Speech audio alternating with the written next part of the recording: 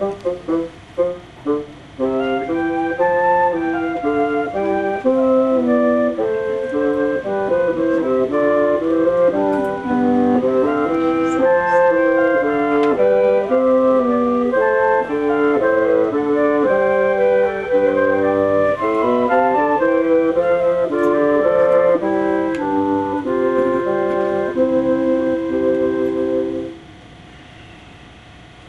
Excellency, the Chancellor.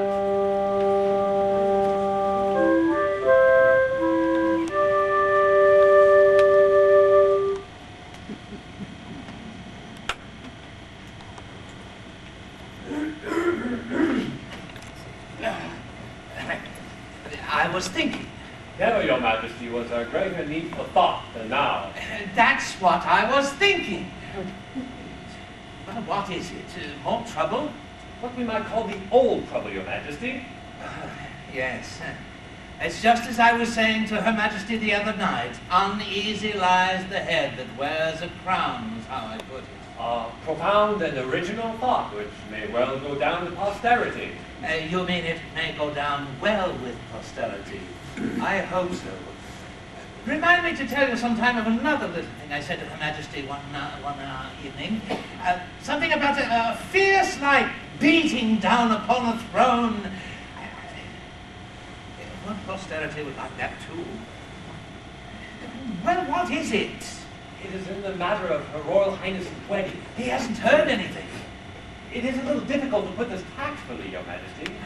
Yes, well, proceed, Chancellor, and I'll tell you afterwards how you got on. Let me put it this way. Prince Simon will naturally assume that Her Royal Highness has the customary, so customary as to be, in my own poor opinion, slightly monotonous, as one what might call the inevitable, so inevitable as to be, in my own opinion, again, almost mechanical, will assume that she has the, as I think of it, faultless, icily regular, splendidly magnificent. What you are trying to say, Chancellor, in the fewest possible words, is that my daughter is not beautiful. Her beauty is certainly elusive, Your Majesty. It is. It has eluded you. It has eluded me. It has eluded everyone who has seen her. It has even eluded the court painter. His last words were, "Oh, well, I did my very best." His successor is now painting the view across the water meadows from the west turret. His doctor has advised him to keep to landscape. It is unfortunate, but there it is. One simply cannot understand how it can have occurred. You don't think she takes after me at all? You don't detect a likeness? Most certainly not, Your Majesty. Good. Your predecessor did. I've often wondered what happened to my predecessor. Yes. Well, now you know. Looking at the bright side, although Her Royal Highness is not strictly speaking beautiful, Not truthfully speaking beautiful. yet she has great beauty of character. My dear Chancellor, we are not here discussing the character of the princess. Rather, her chances of getting married. You do observe that there is that distinction. Yes, Your Majesty. Look at it from the suitor's point of view. If a girl is beautiful, it is easy to assume that she has tucked away inside her an equally beautiful character. But it is impossible to assume that an unattractive girl has tucked away inside her, so to speak, an equally beautiful face. That is, not, so to speak, where you want it tucked away. Quite so, Your Majesty. That does not, however, alter the fact that Princess Kamala is quite the nicest person in the kingdom. She is indeed, with the exception, I need hardly say, of Your Majesty and Her Majesty. Your exceptions are tolerated for their loyalty and condemned for their extreme fatuity. Thank you, Your Majesty. As an adjective for your king, the word nice is ill-chosen. As an adjective for Her Majesty, the word nice is ill-chosen. Ah, talking about Canada. Oh, as always, my dear, you are right. This fellow Simon, what's he like? No, I haven't seen him, Your Majesty. How old is he? 25, I understand. Well, in 25 years he must have been seen by somebody. Just a fleeting glimpse. I meant, Your Majesty, that no detailed report of him has reached this country, save that he has the usual personal advantages associated with the prince, and has been traveling in distant and dangerous lands. Ah, nothing going wrong with his eyes? A sunstroke or anything? Not that I've heard of. At the same time, as I was mentioning to His Majesty, Her Royal Highness's character and disposition also Stuff and nonsense. You remember what happened at the Tournament of Love last year? I was not myself present, Your Majesty. I had not then the honor. I was abroad and never heard the full story. No, it was the other fool. They all rode up to Camelot to pay their homage. It was the first time they had seen her. The heralds blew their trumpets and announced that she would marry whichever prince was left master of the field after all but one had been unhorsed.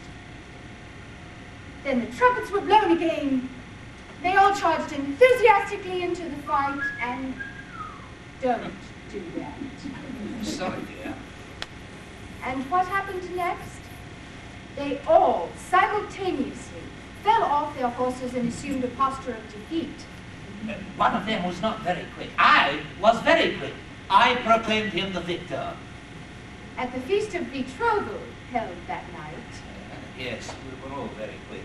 the Chancellor announced that according to the laws of the kingdom, the successful suitor had to pass one further test.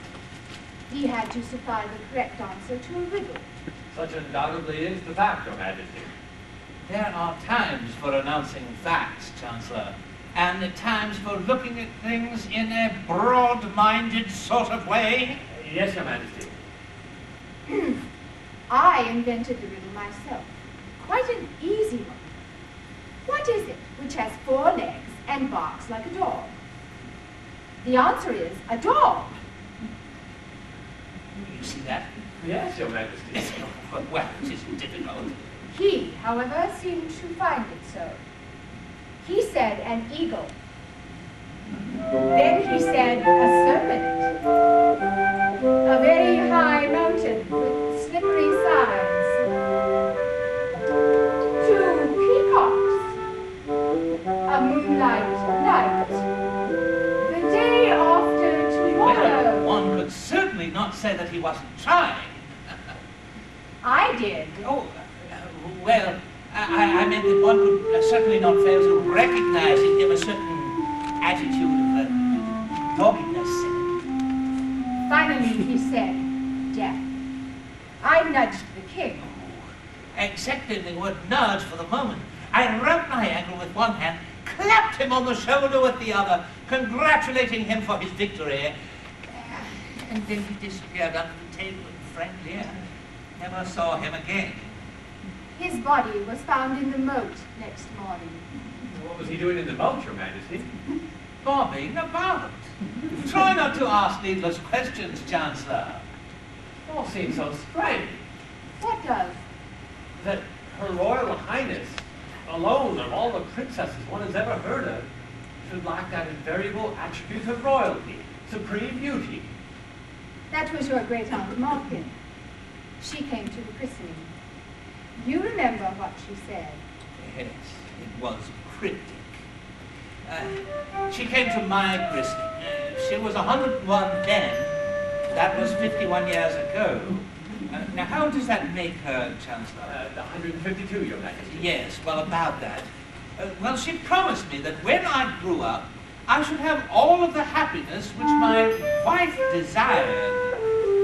Now, it struck me at the time, well, I say at the time, I was only a week old then, but it struck me as soon as anything could strike me, I mean, of that nature.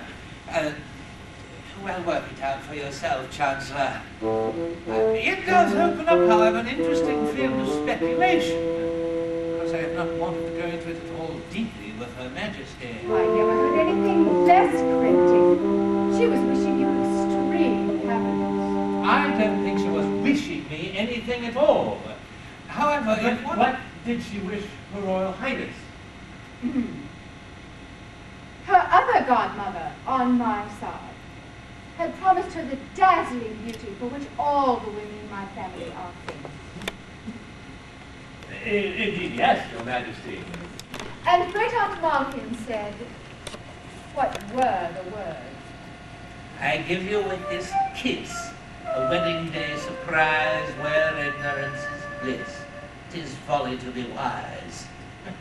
I thought the last two lines rather neat, but what it meant. Oh, we can all see what it meant. She was given beauty, and where is it? Great Aunt Malkin took it away from her. The wedding day surprise is that there will never be a wedding day. Young men being what they are, my dear, the greater surprise will be if there were. Hello, darling. Captain. Oh, I say, affairs of state. Sorry. No, don't go. Shall I withdraw, Your Majesty? You are aware, Camilla, that Prince Simon arrives today. He has arrived. They're just letting down the drawbridge. Oh, yeah, right. Well, then I must go. Darling, you know what the drawbridge is like. It takes at least half an hour to let it down. It wants oil. Have you been begrudging it oil? It wants a new drawbridge, darling. Have I Your Majesty's permission? Of course, of course. You told him, of course. It's the only chance. But no, I was going to. Then I'd better. You can explain to the girl I'll have her sent to me. You told Camilla. Well, no. Well, I was Then going to. you'd better tell her now. Do you think it's safe? It's the only chance left.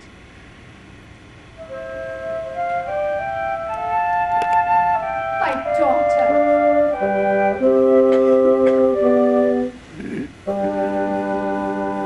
Camilla, I wish to have a serious talk with you about marriage.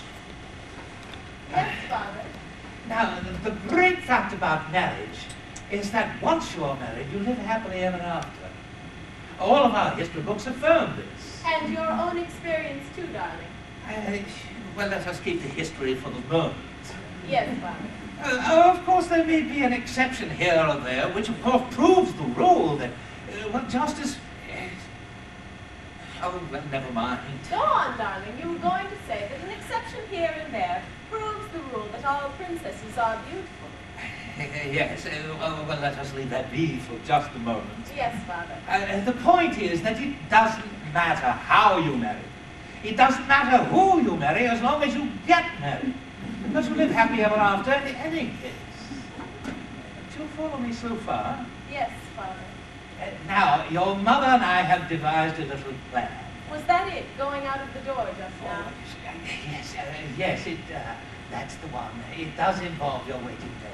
Darling, I have several. Oh, yes, but only one who leaps to the eye, so to speak, one who has everything. Dulcibella. Yes, that's the one. Now, it is our little plan that upon first meeting, she should pass herself off as the princess. A harmless ruse of which you will find frequent record in the history books. Thus alluring Prince Simon to his,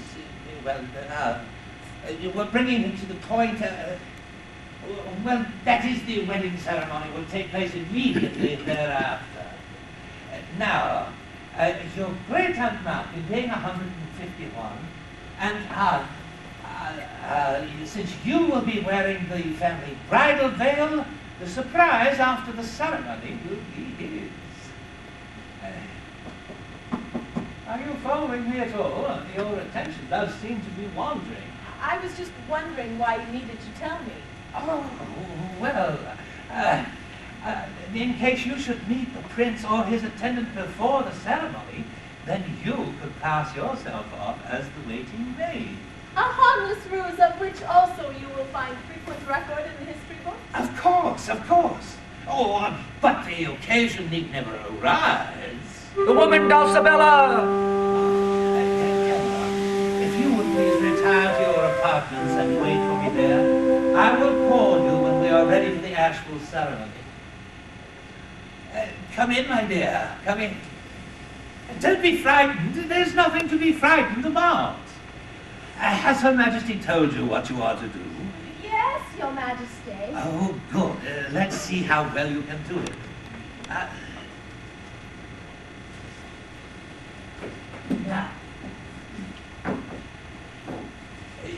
are, shall we say, seated here. Now, let's pretend that I am Prince Simon. And you are the beautiful Princess Camilla, whom he has never seen. You will find that a giggle will not be helpful. This is a most serious moment in your life. I am announced. His Royal Highness Prince Simon! That's me being announced. Remember what I told you about that giggle? Now, I advance and fall upon one knee. You extend your hand graciously. Graciously. Not so as to push him in the face. He will take your hand in his and kiss it thus.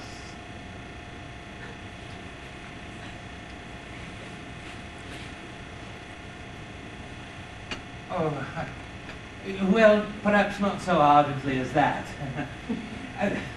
More like this. There. And then he will say to you, Your Royal Highness, this is the most... Your Royal Highness, I shall be ever so... No, Your Royal Highness, this is the proudest... Well, the point is that he will say it, and it will be complimentary. And then he will take your hand in both of his and press it to his heart, and you will say... Coo! No, not coo. Never had anyone do that to me before. Well, that also strikes a wrong note. No, what you want to say is... Oh, Prince Simon. You will say it. Oh, Prince Simon! Oh, no, there is no need to shout. Until he has said what 2 or 3 times, one can always assume the possibility that he isn't deaf. Softly, giving the words a dying fall, and letting them play about his head like a flight of doves. Now. Oh, Prince Simon! Well, always keep in mind a flight of doves, rather than a flight of panic-stricken elephants, and you will do all right. Now, I am going to get up, and you will, so to speak, waft me into a seat by your side.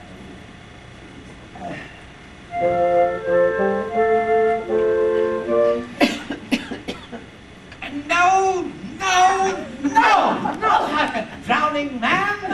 That also is a useful idea, but not at the moment appropriate.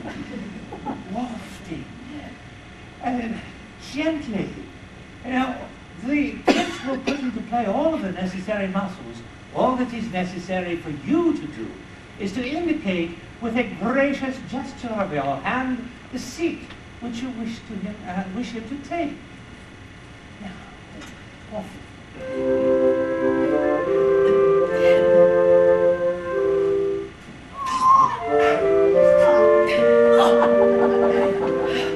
There, that's better. Now, I think you give me a look. Something, let us say, halfway between the breathless adoration of a nun and the voluptuous abandonment of a woman of the world. Give it a touch of regal dignity and just a smattering of good comradeship. Now try that.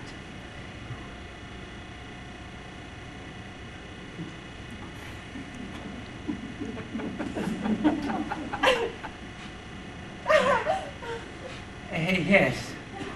Well, my dear, I feel that there is just a little something missing there. Let us say all of the qualities that I asked for, and in their place an odd resemblance to an unsatisfied fish.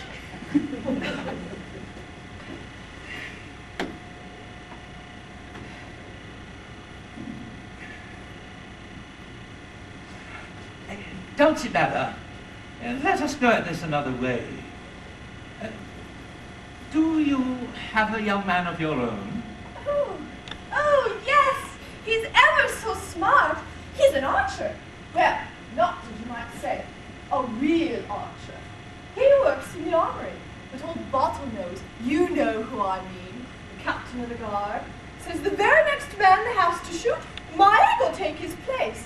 Knowing father and how it is with Egg and me, and me being maid to Her Royal Highness, he can't marry me till he's a real soldier, but ever so loving and funny, like the things he says. Well, I said to him once, Egg, I said... Yes. Well, I rather fancy, Dulcibella, that if you think of Egg all of the time, say as little as possible. And when thinking of Egg, never keep the mouth more than partially open. You shall do all right. Now come along and I'll show you where you are to sit and wait for His Royal Highness. And remember, waft. Waft, not a hoik.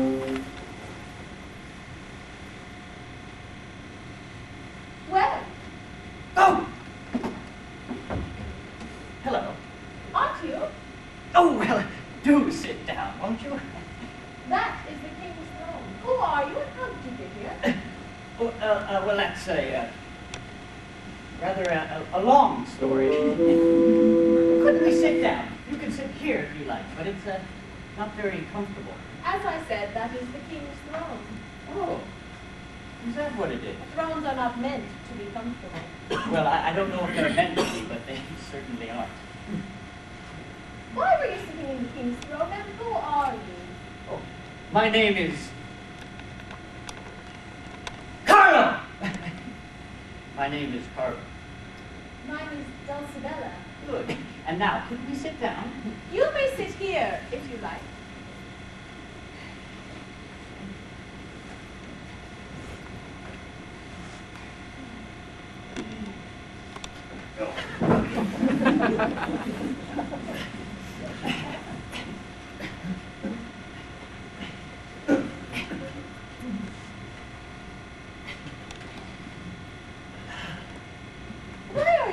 Tired? I've been taking a very strenuous exercise. Is that part of the long story? It is. I love stories. This isn't a story, really, you see. I'm attendant on Prince Simon, who is visiting here. Oh, I'm attendant on Her Royal Highness. Then you know what he's here for. Yes. She's very beautiful, I hear. Did you hear that? Where have you been lately? Traveling in distant lands. We're with Prince Simon. Oh. All the same, I can't understand. Is Prince Simon in the palace now? The drawbridge can't be down yet. I don't suppose it is. And what a noise it makes coming down. Isn't it terrible? I couldn't stand it anymore. I just had to get away. Well, that's why I'm here. But how? Well, there's only one way, isn't there? That beech tree, and then a swing and a grab for the battlements, and don't ask me to remember it all. You came across the moat by that beech tree. Well, yes, I got so tired of hanging about. But it's terribly dangerous.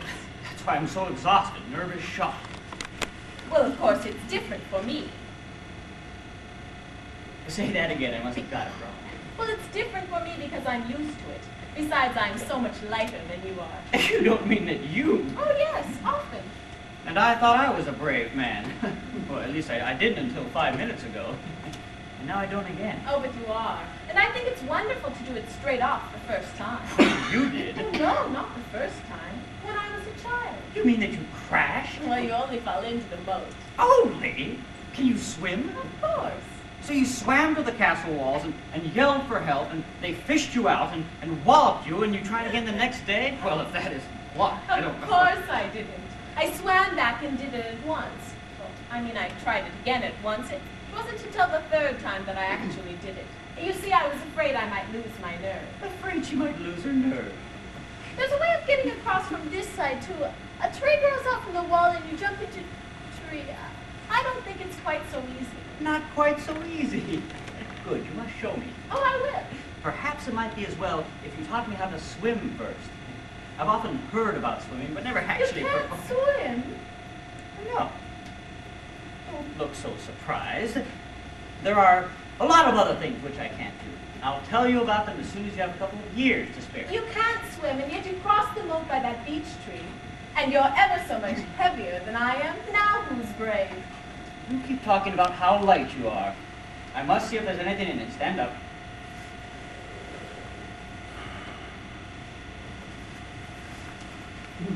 Oh. Yeah. You're right, Dulcibella. I could hold you here forever. You're very lovely. Do you know how lovely you are? Yes. Why do you laugh? Aren't you tired of holding me? Oh, frankly, yes.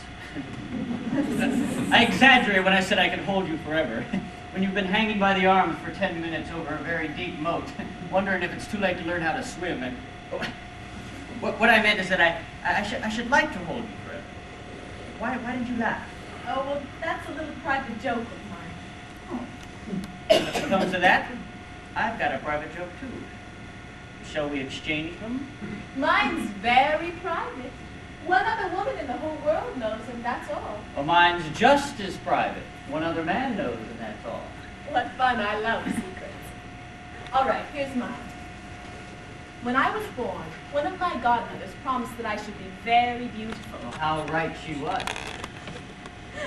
But the other one said this: I give you with this kiss a wedding day surprise. Where ignorance is bliss, 'tis folly to be wise. And nobody knew what it meant.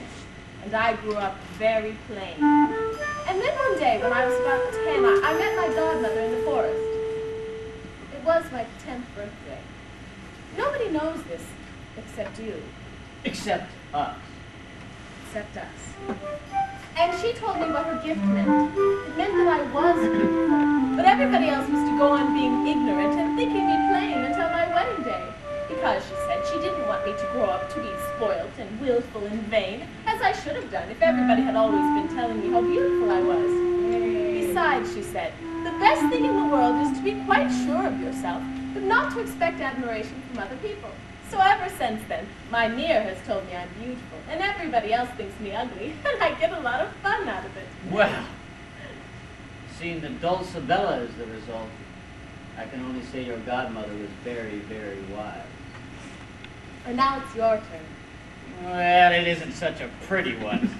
You see, Prince Simon was going to woo Princess Camilla. He heard that she was beautiful and haughty and imperious. Well, all you would have been if your godmother hadn't been so wise. And being a very ordinary-looking fellow himself, he suggested to one of his attendants, a man called Carlo of extremely attractive appearance, that he should pretend to be the prince and win the princess's hand. And then at the last moment they would change places. How would they do that? Well, the princess would have been married in full armor with the visor. Oh, isn't it? Oh, very. Oh, very, very. Neat, but not so terribly funny. Why do you keep laughing? Oh, well, that's another secret. Oh. If it comes to that, I've got another one up my sleeve. Shall we exchange again? All right, you go first this time. Very well. I am not Simon. Carlo! I am Simon. Ah! What is it? Oh! Cramp. Ah. It was, saying I was Prince Simon. Shall I rub it for you? I am Simon? Is that better? I am Simon. I know. How did you know? Well, because you told me. But oughtn't you to swoon or something? Why? History records many similar ruses. Is that so? Well, I've never read history. I thought I was being profoundly original. I know. And now here's mine. For reasons very much like your own, the Princess Camilla, who is held to be extremely plain, feared to meet Prince Simon. Is the drawbridge down yet? Do your people give a faint surprise cheer every time it gets down? Naturally. Well, then it came down about 3 minutes ago. Ah. Then at this very moment, your man Carlo is declaring his passionate love for my maid Dulcibella. And that, I think, is funny. Dulcibella, by the way, is in love with the man she calls Egg. So I hope Carlo isn't getting carried away. My man Carlo is married to a girl he calls the Little Woman, so Egg has nothing to fear. By the way, I don't know if you heard what I said, or as good as said, that I am the Princess Camilla. I wasn't surprised. History, of which I've read a great deal, records many similar ruses. Simon. Camilla! May I try holding you again?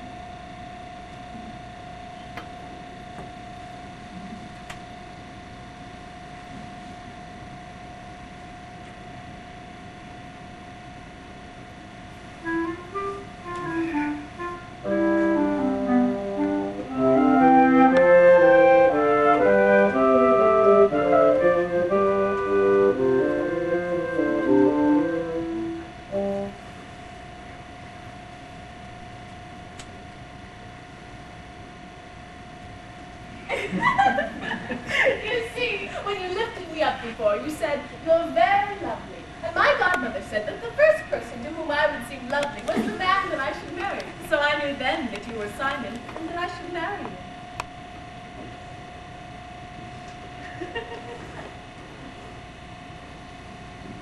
Your Royal Highness,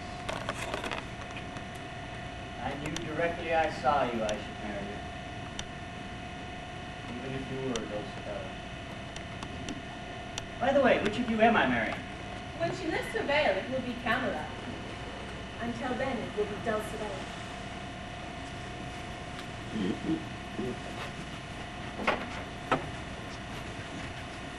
And goodbye, Camilla, until you lift your veil. Goodbye, Simon, until you raise your visor. Let us be sure that all preparations are in order.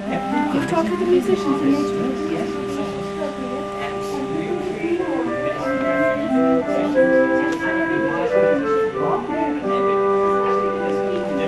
Careful! Who and what is this? More accurately, who and what are all these? My attendant Carlo, Your Majesty. He will, with Your Majesty's permission, prepare me for the ceremony. Of course. Your maid Dulcibella, is it not, my dear? She will prepare her Royal Highness. Oh, yes. Most important. I beg your pardon, Majesty, if I've done wrong, but I found this gentleman wandering. Yes, quite right, my dear. They've pulled it off. Have I Your Majesty's authority to put the final test to His Royal Highness? Of course. Is this safe? Oh, yes. Perfectly so. I gave him the answer just a moment ago. Don't forget, dog. You may proceed, Excellency. It is my desire that all the affairs of state of my country should be conducted in a strictly constitutional manner. By the Constitution of the country, a suitor to Her Royal Highness's hand cannot be deemed successful until he has given the correct answer to a riddle. The last suitor answered incorrectly and thus failed to win his bride. And coincidentally was found floating in the boat. Prince Simon. Oh, I have now to ask your Royal Highness if you are prepared for the ordeal. Absolutely. I merely mention as a matter of possibly some slight historical interest to our visitor that by the constitution of the country, the same riddle is not allowed to be asked on 2 successive occasions. What's this? What's this? This one, it is interesting to recall, was propounded exactly a century ago, and we must take it as a fortunate omen that it was well and truly solved. I may want my sword directly. The riddle is this. What is it that has 4 legs and meows like a cat? A dog. Bravo! Bravo! According to the records of the occasion to which I referred. Your Majesty! Have I permission to speak? Naturally, His Royal Highness could not think of justifying himself on such an occasion. But I think that with Your Majesty's gracious permission, I could possibly... Yes, yes, of course. In our country, we have an animal to which we have given the name dog, or in the local dialect of the more mountainous districts, doggy. It sits by the fireside and purrs. That's right. Purrs like anything. When it needs milk, which is its staple food, it meows. Meows like nobody's business. It also has 4 legs, one in each corner. In some countries, I understand this animal is called a cat. In one distant country to which His Royal Highness and I have penetrated, it was called by the very curious name of hippopotamus. That's right. Do you remember that ginger-colored hippopotamus which used to climb on my shoulder and lick my ear? I shall never forget it, sir. So you see, Your Majesty, it's... Yes, yes, I think that makes it perfectly clear. You were about to agree. Absolutely, Your Majesty. May I be the first to congratulate His Royal Highness on solving the riddle so accurately. You may be the first to go and see that all is in readiness for an immediate wedding, sir. Yes, thank you, Your Majesty. Prince Simon, you will no doubt also wish to go and ready yourself for the wedding Thank you, ceremony. Your Majesty. Have I Your Majesty's permission to attend His Royal Highness? It is a custom of our country for princes of the royal blood to be married in full armor, a matter which requires a certain adjustment. Of course, of course. Young man, you have a certain attitude of quickness about you which I admire. It is my desire to reward you for that in any way which commends itself to you. Your Majesty is ever gracious. May I ask for my reward?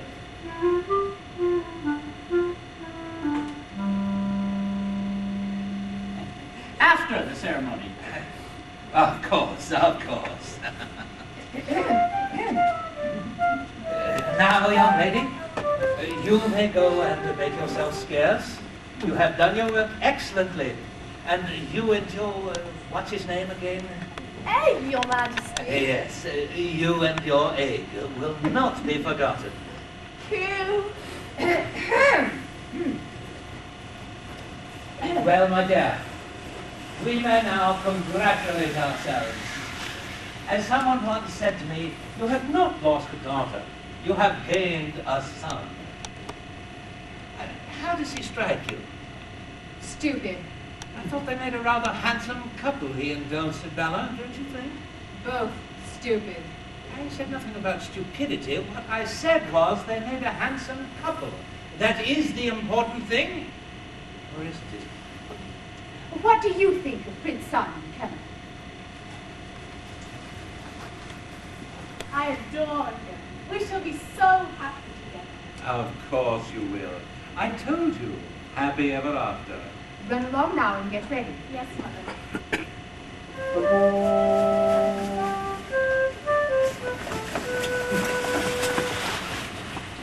My dear, did it seem to you just then that Perhaps we've been wrong all of these years? Did Kemler seem just a little less plain then? Did you notice anything? Just the excitement of the marriage. Yes, that would account for it.